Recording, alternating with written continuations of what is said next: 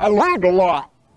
And I learned that it makes a difference. This was the diving board area, and I was one of the guards, and there were a lot of it was a 3-meter board.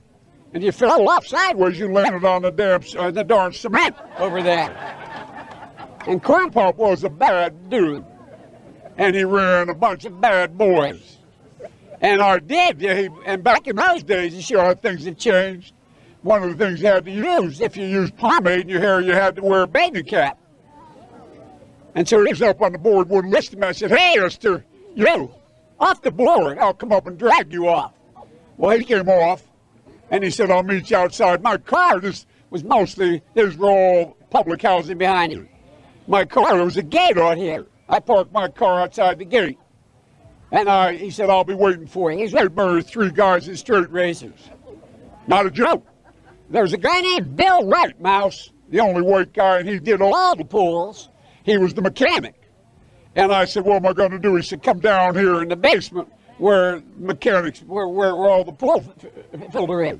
You know, the chain, there used to be a chain that went across the deep end. And he cut off a 6-foot length of chain. He folded up, he said, "You walk out with that chain. And you walk to the car and say, 'You may cut me, man, but I'm going to wrap this chain around your head.'" I said, "You kidding me?"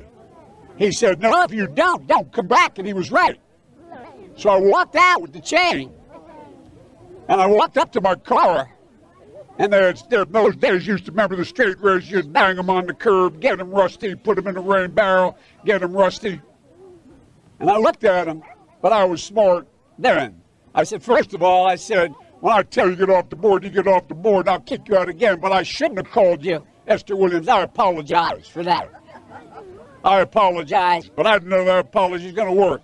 He said, "You apologize to me?" I said, "I apologize for that, not for throwing you out, but I apologize for what I said."